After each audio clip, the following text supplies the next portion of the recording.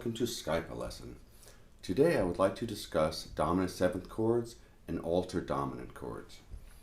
In order for a dominant chord to function, it must have present in the chord the third tone and the lowered flat seventh tone. Once that is established, you can borrow all the notes available from the chromatic scale, except for one, to turn that into many other dominant chords. In order for a dominant chord to be a true altered chord, you need two of the four notes present: sharp 9, flat 9, sharp 5, or flat 5 tone. Any combination of those will make it an altered dominant chord. Today's lesson will be taught using the A dominant chord. So let's get started. Like I mentioned earlier, you need a flat seventh and a third to be a dominant chord. So in A7, the note G is the flat seventh, and the note C sharp is the third. So we have a flat seventh and we have a third. From there, we can add other notes to make that a dominant chord. A seventh with the D is A seventh. The D is also known as an A 11th. If we move that D up 1/2 step to an E flat, we now have A 7th, flat 5. Move it up one more time to the E, we now have A 7th, because E is part of the A 7th chord. So that's just a plain old A 7th. If we move that E up one more note to the F, we have A 7th sharp 5, or A augmented chord. Move it up one more note to F sharp, we now have A 13th. Move that F sharp up 1/2 step to G, move back to A 7th again.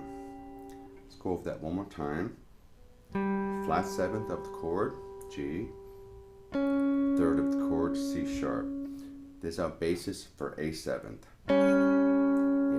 D on the second string, A 11th, next note higher, E flat, A 7th flat 5, one note higher, E, it's an A 7th again, the E is part of an A 7th chord, one more step higher to F, A 7th sharp 5, one more note higher, F sharp, A 13th, one note higher is a G, still part of an A 7th chord. Let's move the flat seventh and the third up to the third string and the second string. We have C sharp on the third string and G on the second string. So there's our basis for an A 7th chord. We add the A on the first string, still an A 7th chord, because A is the root of the chord. Move that A, the first string, up 1/2 step to B flat. We have A 7th, flat 9. Back to A 7th, 1/2 step higher, B flat, A 7th, flat 9. Move that up one more 1/2 step to B. We have A 9th. Move that B up 1/2 step. We have A 7th sharp 9. One more time. We have the third and the seventh. A 7th, add the A, still an A 7th. Move it up 1/2 step. A 7th flat 9. Another 1/2 step up. A 9th to the C now. A 7th sharp 9.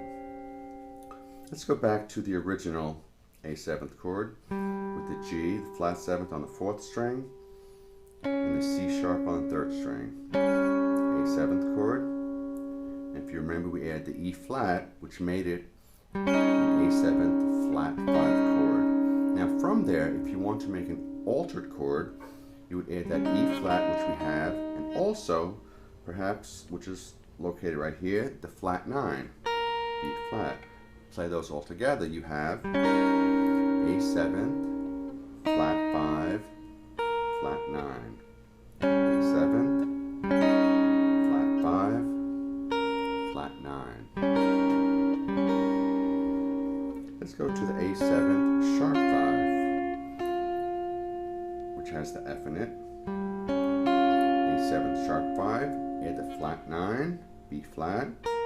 You have A7 sharp 5, flat 9 chord. Many possibilities for dominant chords. You need the third and the flat 7 to get started. From there, you can add virtually any other note to create an altered chord or an extension of a dominant chord. From Skype lesson, my name is Frank, and I thank you for watching.